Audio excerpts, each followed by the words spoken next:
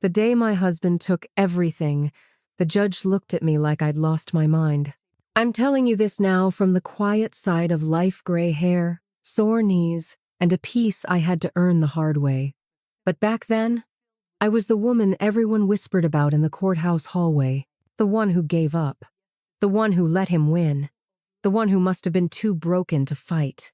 If only they knew. See, people love a simple story.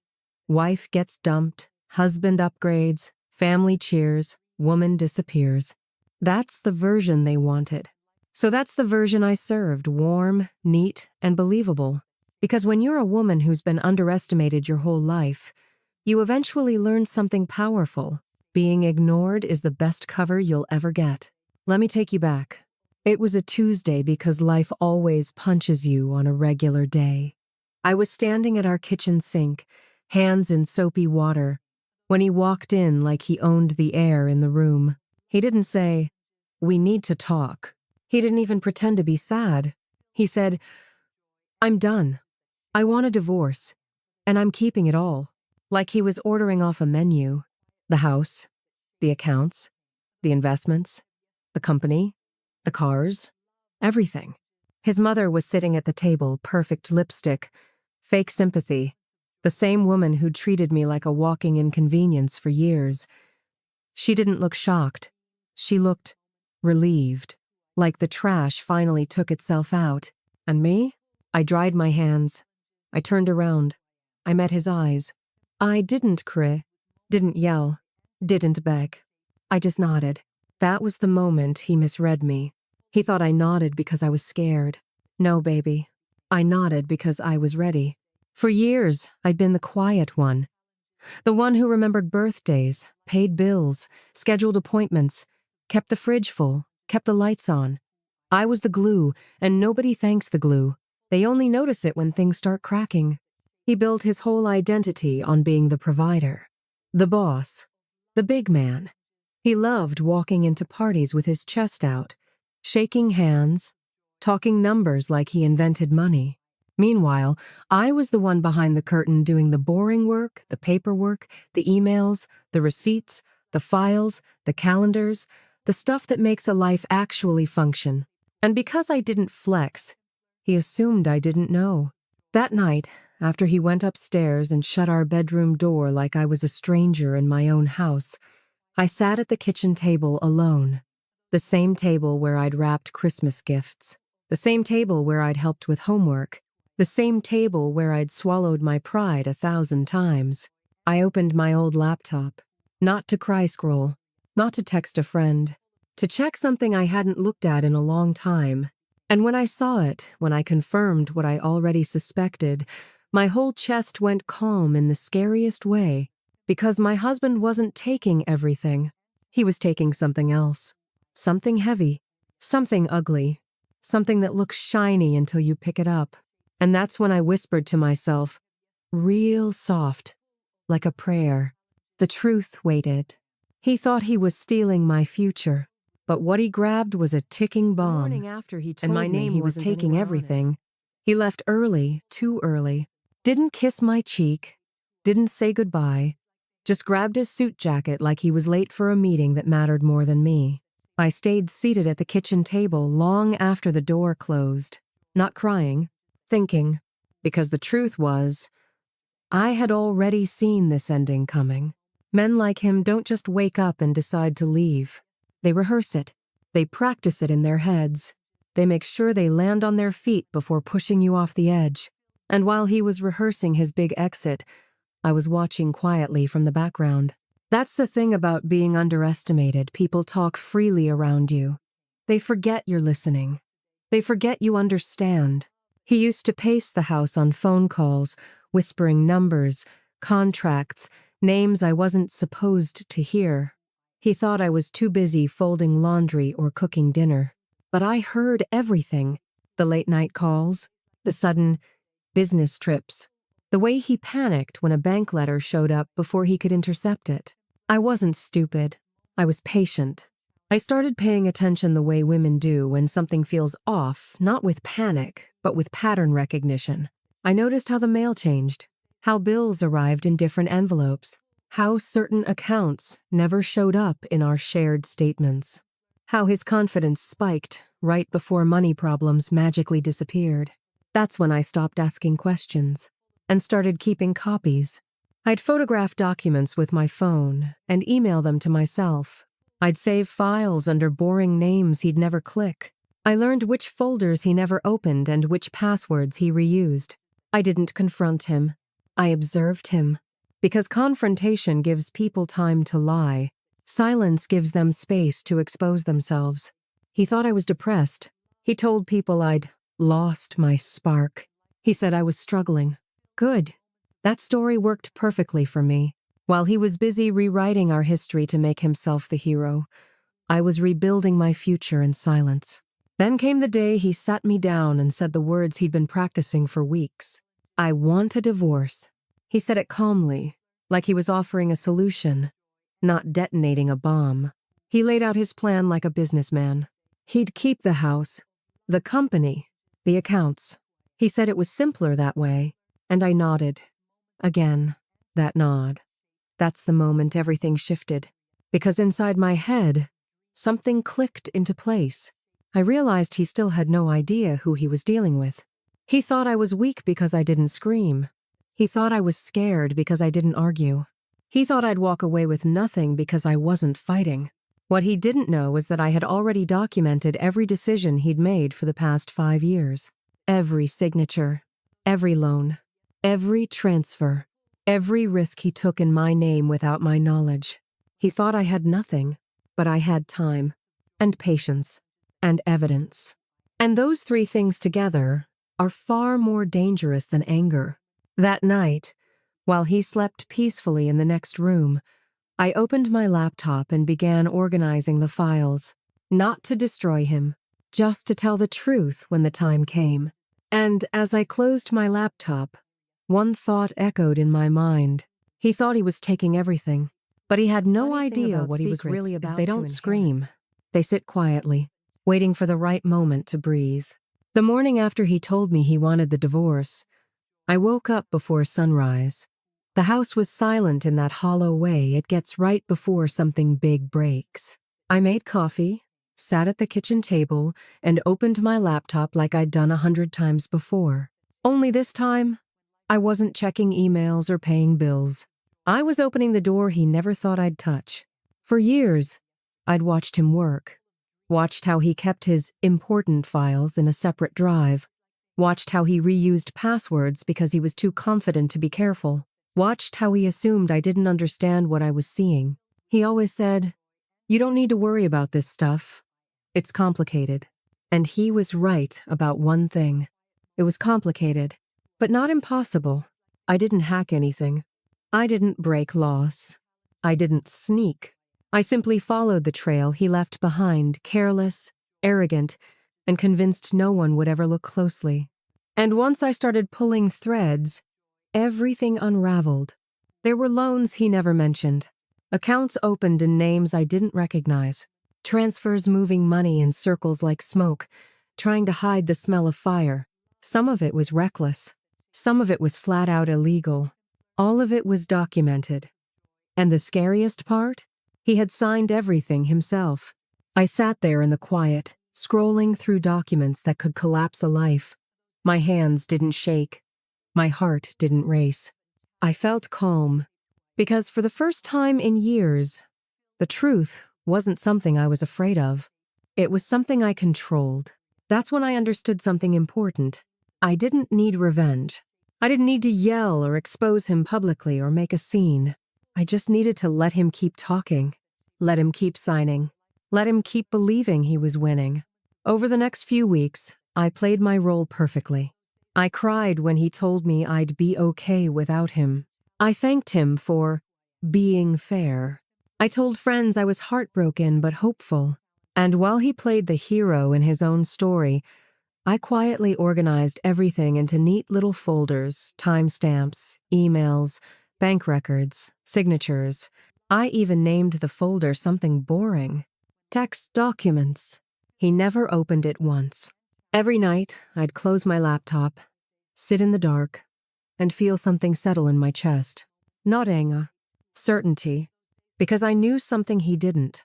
The moment he made me sign those papers, the moment he rushed the process and refused an audit, he handed me the ending, and I was going to let him walk straight into it.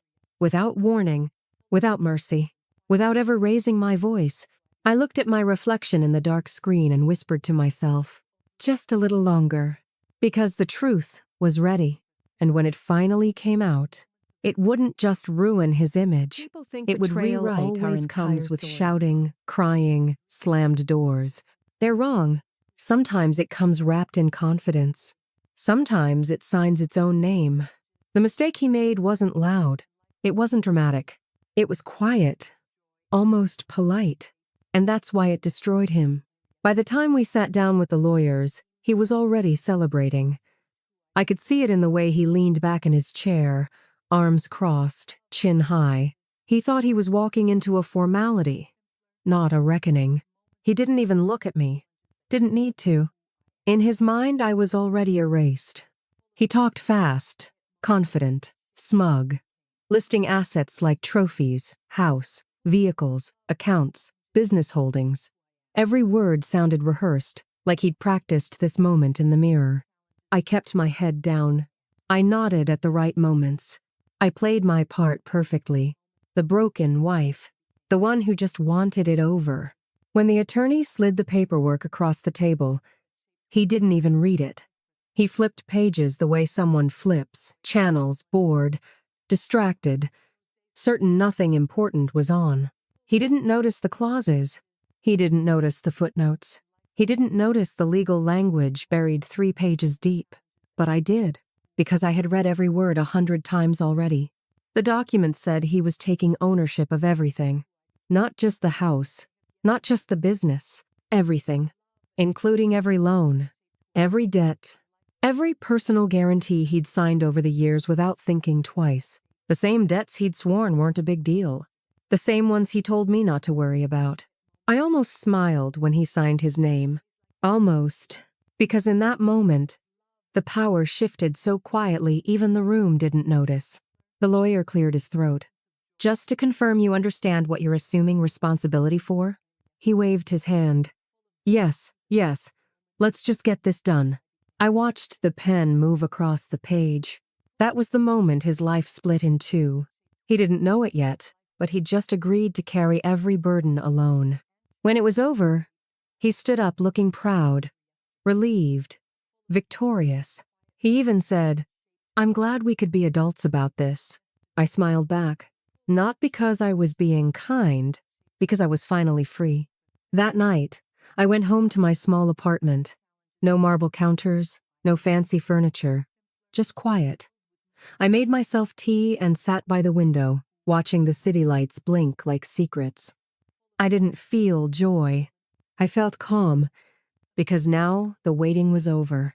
The truth was already in motion, and soon, very soon, he would learn what it feels like when the ground disappears under your feet. I slept better that night than I had in years, because I knew something he didn't. The hardest part was already done, and the fall Tuesday morning had just begun. Not the dramatic kind. No thunder, no sirens, just a phone ringing on a quiet desk. I know because I was there when it happened. I was sitting in my small apartment, coffee untouched, sunlight slipping through the blinds. I had nowhere to be, nothing urgent to do. That was the strange thing about finally being free. You stop living in a rush. My phone buzzed. A message from an unknown number. "You need to call me. Now." I didn't have to ask who it was.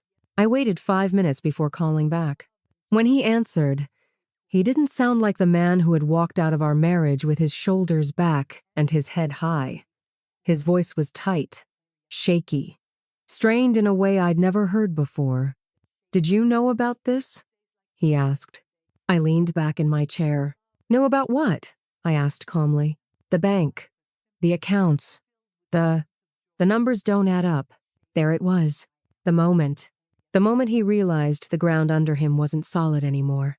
I didn't rush him. I let the silence do the work. I could almost picture him standing in some glass office, phone pressed to his ear, papers spread out like a crime scene. "I just got off the phone with my lawyer," he said. They're saying I'm responsible for everything. All of it. I took a sip of my coffee. That's what you signed for, I said. There was a long pause. Then his voice dropped. You knew. It wasn't a question. I didn't rush to answer. I let the weight of that realization settle on him the way it had once settled on me. I knew enough, I said finally. He started talking fast, then panic leaking through every word. He talked about misunderstandings, about how things weren't supposed to go this way, about how we could fix it together. I almost laughed. This was the man who once told me I'd be fine on my own. Now he was begging me not to leave him alone with the mess he made. I need you, he said quietly. I can't handle this by myself. I closed my eyes. For a second, I saw the version of him I used to love. The man I believed in. The man I built a life around. Then I remembered the nights he came home late and cold. The way he talked over me. The way he treated my loyalty like a weakness. I already helped you, I said softly. I told you the truth. You just didn't listen. He went quiet. Then his voice cracked. Please. That one word carried everything. Fear, regret, desperation. But it came too late. I hope you figure it out, I said. I really do. And I hung up. I sat there for a long time afterward, staring at the wall, waiting to feel something dramatic. Guilt, satisfaction, revenge. What I felt instead was peace. Not happiness, not joy, closure. That night, I slept without waking up once, because for the first time in years, his problems were no longer mine. And somewhere across town, he was finally learning what it felt like to stand alone in a mess he created himself. Not in person, not at court, not even by accident. And that was the strangest part of all. For so many years, my life had revolved around him, his moods, his plans, his needs. I'd spent so long orbiting someone else that when he disappeared, the silence felt unreal, but not empty, peaceful. Weeks passed. Then, months. The world didn't end like I'd been warned it would. I didn't fall apart.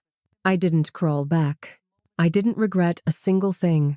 Instead, I started noticing small things again. Morning sunlight on my kitchen counter, the quiet hum of my apartment at night, the freedom of choosing what I wanted to eat, where, say without asking permission or bracing for criticism. I started sleeping better, laughing more, breathing deeper, and slowly, without realizing it, I began to recognize myself again. One afternoon, while sorting through old papers, I found a photo of us from years ago.